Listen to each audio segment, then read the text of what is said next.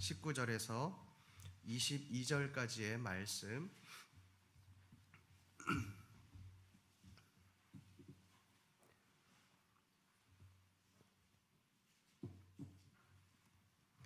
저와 여러분들이 한 절씩 교독하시겠습니다. 그러므로 이제부터 너희는 외인도 아니요 나그네도 아니요 오직 성도들과 동일한 시민이요 하나님의 권속이라.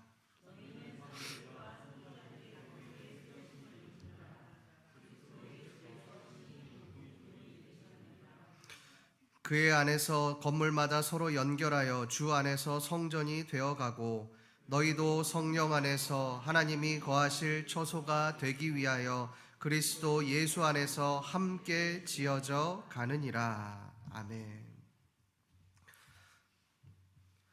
지난주 말씀에서 바울은 예수 그리스도가 우리의 화평이다라고 그렇게 말씀했습니다. 예수님이 우리의 화평이 되심으로 유대인들과 이방인들의 그 막힌 담을 허셨다고 그렇게 말씀합니다. 유대인들은 이방인들에게 성전 안뜰과 또 바깥뜰을 구분하여 들어오지 못하도록 그렇게 막았습니다. 이방인들을 차별하며 이방인들은 구원받지 못할 존재로 여기며 차별을 자행했습니다. 바울은 이제 더 이상 이방인들을 차별하지 말아라. 예수 그리스도는 우리를 화목케 하기 위해 십자가를 지셨다라고 그렇게 말씀합니다. 그리고 오늘 말씀에서 바울은 그것을 넘어 신분의 변화에 대해서 말씀합니다. 이제는 단순히 화목케 되었을 뿐만 아니라 실제적인 신분의 변화가 일어났다라고 하는 것입니다. 여러분, 어떤 신분의 변화입니까? 우리 19절 말씀을 함께 읽어보겠습니다. 시작. 그러므로 이제는 너희는 외인도 아니요 나그네도 아니요 오직 성도들과 동일한 시민이요 하나님의 권속이라. 너희는 외인도 아니요 나그네도 아니요. 이 외인과 나그네는 이방인들이 가지고 있었던 그들의 신분입니다. 당시 유대인들은 외국인들을 향하여서 철저하게 구원받지 못할 존재로 여겼습니다. 지난 시간 우리는 유대인과 이방인들을 비교하며 이방인들이 당한 그 수모에 대해서 말씀을 나누었습니다. 그러나 당시 외인들, 이 외국인들은 우리가 생각하는 그런 단순한 관광객 정도의 그 이주민들이 아닙니다. 우리가 한국에 온 외국인들 하면 어떤 생각이 먼저 떠오르십니까? 한국을 알기 위해서, 한국을 공부하기 위해서, 한국에 관심이 있어서 온 학생들과 그런 사람들이 머릿속에 떠오를 겁니다. 그러나 당시의 외국인들은 그런 사람들이 아니었습니다. 당시 외국인들이 다른 민족과 다른 나라에 어울려서 살아간다라고 하는 목적은 단 하나, 돈 때문이었습니다. 돈을 벌기 위해 다른 민족에 편승하여서 외국인으로 살아갔던 것입니다. 우리나라에서 살아가는 그 외국인 노동자들을 한번 생각해 보십시오. 삶이 비참합니다. 특별히 동남아 노동자들을 보면 사장들한테 무시당하고 월급도 제대로 받지 못하는 그러한 일들도 많이 있습니다. 우리가 그 동남아 쪽 노동자들에 대해서는 굉장히 무시하는 그런 경향들이 있습니다. 그러나 여러분, 당시의 외인들의 삶이 이러했습니다.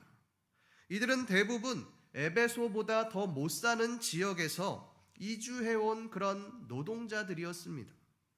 그러나 에베소에서는 외국인 노동자로밖에 살아갈 수가 없는 겁니다.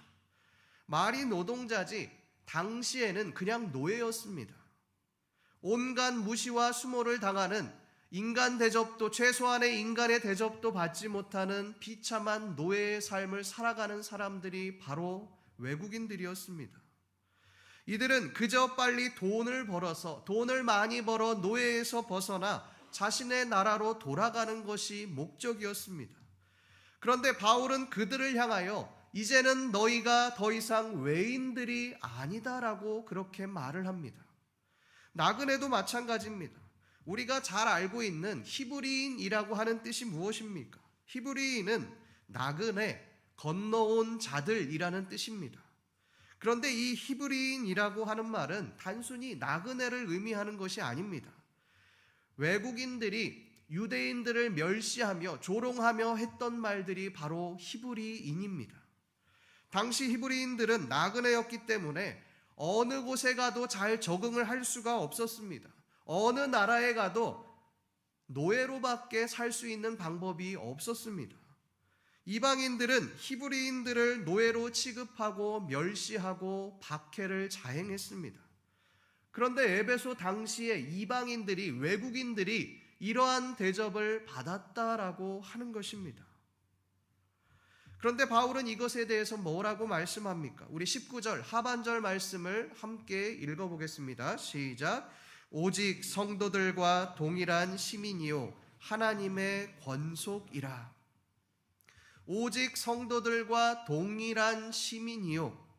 바울은 이방인들이 노예로 취급을 받고 멸시를 당하는 그 이방인들이 성도들과 동일한 시민이다라고 그렇게 말을 합니다. 이 말은 이방인들이, 그 노예들이 하나님 나라의 시민권을 가지고 있다는 말입니다. 여러분, 시민권을 가진 사람들은 추방당할 염려를 아예 하지 않습니다. 죄를 지어도 내 나라에서 처벌받지 그 나라에서 쫓겨나지 않습니다. 왜요? 우리나라의 국민이기 때문에 그렇습니다. 대한민국의 국민이기 때문에 국가에서 책임지는 겁니다. 아무리 죄를 지었어도 그 국가 안에서 해결을 하는 것입니다. 그러나 불법 체류자는 어떻습니까? 쫓겨납니다. 아무런 이유 없이 특별한 죄를 짓지 않았어도 시민권이 없다는 이유로 이 나라에서 추방을 당합니다. 그런데 이방인들이 이 불법 체류자와 같은 삶을 살았다라고 하는 것입니다. 여러분, 그런 불법 체류자에게 시민권이 생겼다고 한번 생각해 보십시오. 얼마나 감격적이고 얼마나 기쁘겠습니까? 이제 더 이상 나는 이 나라에서 추방당하지 않아도 된다라고 하는 그 감격이 얼마나 주어지겠습니까? 그런데 하나님은 그 이방인들에게 하늘의 시민권, 하나님 나라의 시민권을 주었다라고 그렇게 말씀합니다. 두 번째 뭐라고 말씀합니까? 하나님의 권속이라고 말을 합니다. 바울은 이방인들에게 시민권을 넘어 이제는 하나님 나라의 권속이 되었다라고 그렇게 말을 합니다. 이 권속이라고 하는 말은 국어사전에 보면 한 집에 같이 사는 식구라는 뜻입니다. 여러분, 한 집에 같이 사는 식구는 밥을 같이 먹습니다. 잠을 같이 잡니다. 그러나 여러분, 여기에 한 가지 더 중요한 사실이 있습니다. 그것은 호적에 이름이 올라가 있다라고 하는 것입니다. 여러분, 노예도 한 집에서 밥을 같이 먹을 수 있습니다. 그러나 그 노예를 가족이라고 말하지는 않습니다. 가족으로 인정하지 않습니다. 오직 호적에 이름이 올라간 사람만이, 주민등록 등본상에 가족으로 정식으로 올라간 사람만이 진정한 가족이요 형제라고 할 수 있습니다. 그런데 하나님께서 이방인들을 향하여 내가 너희를 나의 족보에 올려놓았다. 내가 너를 그 호적에 올려놓았다. 이제는 진짜 너희들이 나의 자녀다. 이렇게 말을 하고 있는 것입니다. 여러분, 이것이 어떻게 가능할까요? 우리 다 같이 20절 말씀을 함께 읽어보겠습니다. 시작. 너희는 사도들과 선지자들의 터 위에 세우심을 입은 자라. 그리스도 예수께서 모퉁이 돌이 되셨느니라. 너희는 사도들과 선지자들의 터 위에 세우심을 받은 자라. 너희가 그냥 시민권을 가지게 된 것이 아니라, 그냥 너희가 가족이 된 것이 아니라, 어느 한순간에 그렇게 된 것이 아니라 사도들과 선지자들의 피의 희생으로 너희가 이렇게 될 수 있었다는 말입니다. 여러분, 이 말이 무슨 말입니까? 유대인들에게 무시받는 그 이방인인 너희들을 하나님 나라의 시민으로, 또 동역자로, 하나님의 자녀로 만들기 위해서 수많은 사도들과 수많은 선지자들의 희생이 있었다는 말입니다. 저는 no pain, no gain이라는 말을 굉장히 좋아합니다. no pain, 고통이 없이는 아무것도 얻을 수 없다는 말입니다. 작은 것 하나라도 공짜로 얻어지는 것이 없습니다. 하물며 하나님의 백성이 되기 위해, 하나님 나라의 시민이 되기 위해, 하나님 나라의 가족이 되기 위해서 얼마나 많은 희생이 뒤따라야 했겠습니까? 우리나라를 한번 보십시오. 한국의 최초 선교사인 그 토마스 선교사의 삶을 보면 우리에게 복음이 전해지기까지 얼마나 큰 희생이 있었는지를 우리가 알 수 있습니다. 이 토마스 선교사는 1863년에 목사 안수를 받고 런던 선교사의 파송을 받아 중국 선교에 나섭니다. 그러나 도착한 지 4개월 만에 기후가 맞지 않아서 아내가 갑작스럽게 죽음을 맞이하게 됩니다. 그런 아내의 죽음으로 큰 상처를 받아서 방황하기 시작합니다. 그는 하나님 앞에 이렇게 기도합니다.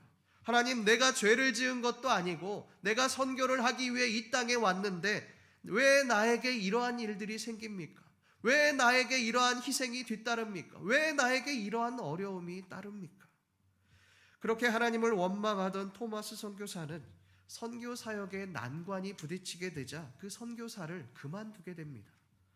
그렇게 방황하던 차에 이 토마스 선교사는 조선 땅에 그리스도인이 없다라고 하는 이야기를 듣고 그 조선 선교를 향한 뜨거운 마음이 불일 듯 일어나게 됩니다.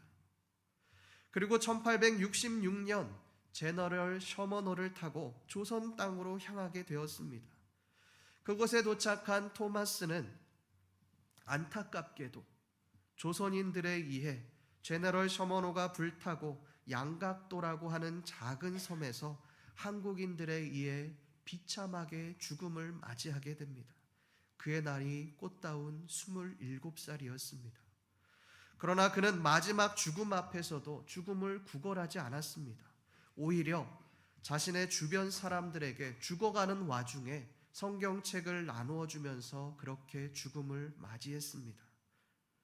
놀라운 사실은 그를 죽인 조선의 병사였던 박춘권은 평양 장대현 교회의 첫 신자가 되었고 그의 조카는 성경을 읽고 예수를 믿게 되었습니다. 후에 박춘권은 이런 말을 남깁니다. 내가 서양 사람을 죽이는 중에 한 사람을 죽인 것은 내가 지금 생각할수록 이상한 감이 있다. 내가 그를 찌르려고 할 때에 그는 두 손을 마주잡고 무심만을 한 후 붉은 배를 입힌 책을 가지고 웃으면서 나에게 받으라 권하였다. 그러므로 내가 죽이기는 하였으나 이 책을 받지 않을 수가 없어서 받아왔노라. 성도 여러분, 우리가 그리스도인이 되어진 것, 하나님의 자녀가 되어진 것은 그냥 되어진 것이 아닙니다. 조선이라는 땅에 자신의 목숨을 희생한 수많은 선교사님들의 피가 있었기 때문에 우리가 지금 이 자리에서 하나님 앞에 예배를 드릴 수 있는 것입니다. 여러분, 양화진에 한번 가보십시오. 수많은 선교사님들의 묘비가 있습니다. 그 중에서도 이름이 적혀져 있지 않은 그런 작은 묘비들도 발견이 됩니다. 이 묘비는 선교사님들의 아이들의 묘비입니다.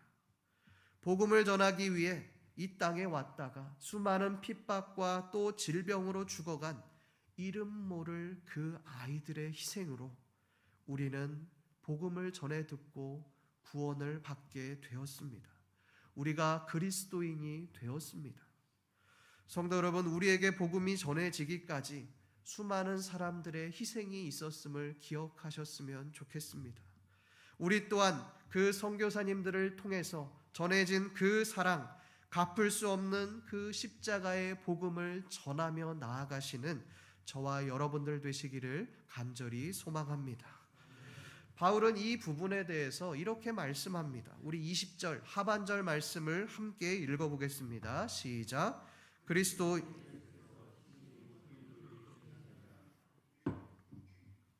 이 사도들과 선지자들의 희생이 있었던 것은, 그들이 희생할 수 있었던 것은 예수 그리스도께서 친히 모퉁이 돌이 되셨기 때문에 가능하다는 것입니다. 여러분, 건물이 만들어질 때, 건물을 지을 때 가장 먼저 그리고 가장 중요하게 여겨지는 것이 무엇입니까? 바로 기초공사입니다. 우리가 생각할 때는 외관이 가장 중요하다라고 생각하지만 중요한 것은 외관이 아니라 기초공사입니다.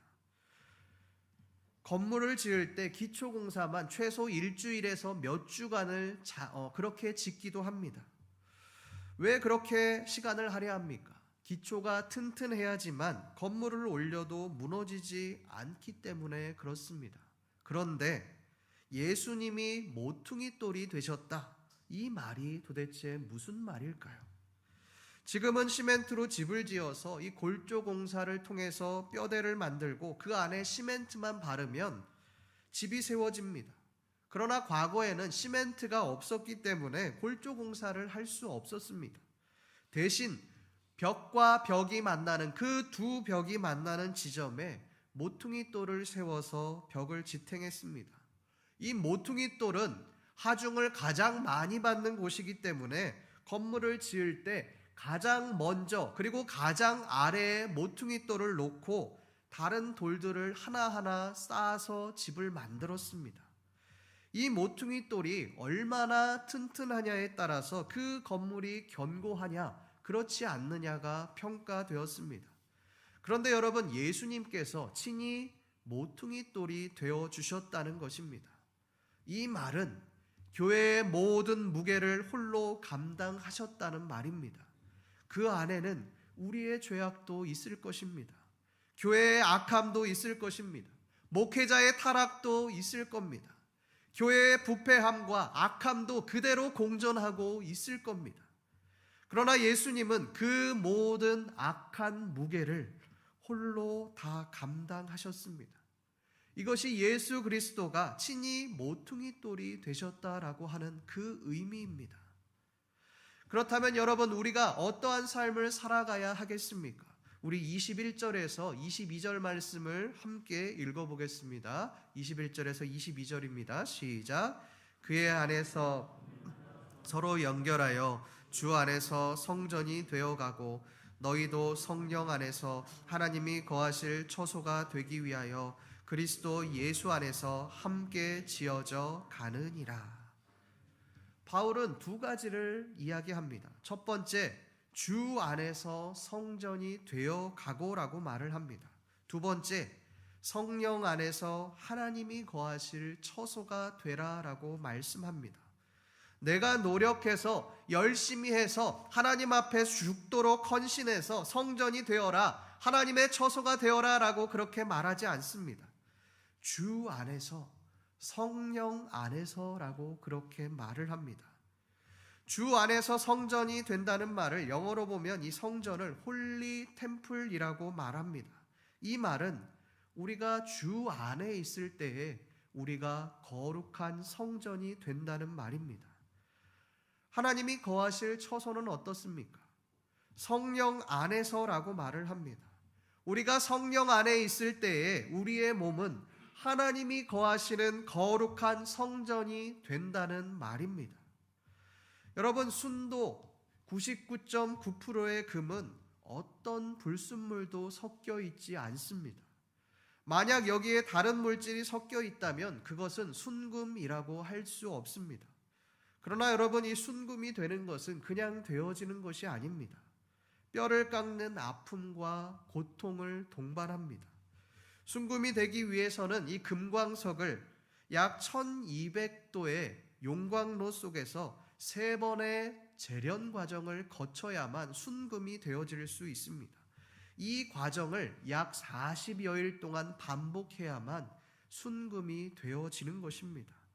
그렇게 40일이 지나고 인고의 시간을 지나야만 순금으로 정결하게 되어질 수가 있습니다. 성전, 이 하나님의 처소도 마찬가지입니다. 하나님의 처소는 우리가 죄가 있으면 하나님이 거하실 수가 없습니다.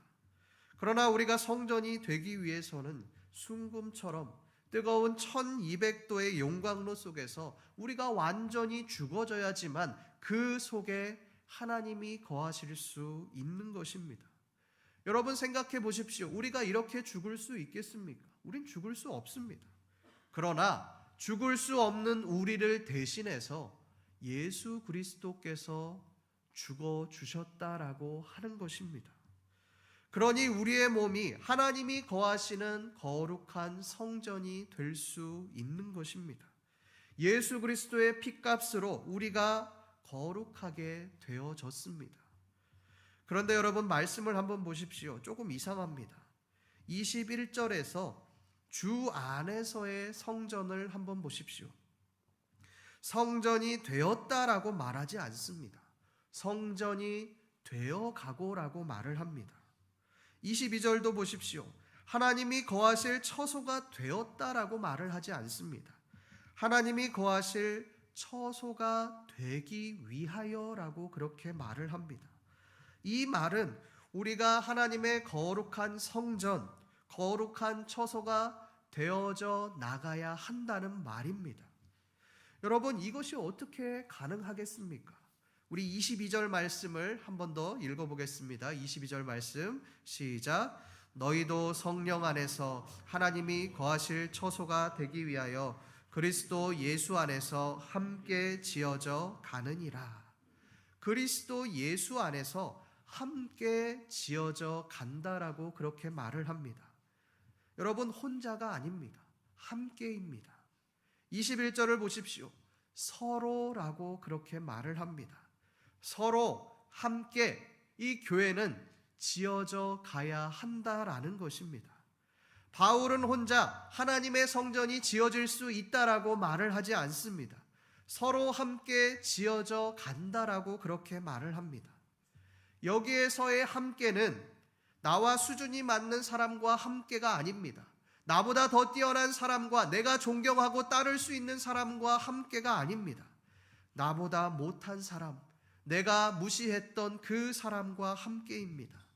내가 죽도록 미워하는 사람, 밤마다 생각하면 분통이 터지는 꼴도 보기 싫은 그 사람과 함께라고 말을 합니다. 그들과 함께 하나님의 거룩한 처소를 지어 나가야 한다는 것입니다. 여러분, 그것이 어떻게 가능합니까? 그리스도 예수 안에 있을 때 가능합니다. 인간은 본능적으로 나보다 못한 사람, 나보다 떨어진 사람을 무시하게 되어 있습니다. 인격적으로 대우하지 않습니다. 심지어 이것을 즐기기까지 합니다.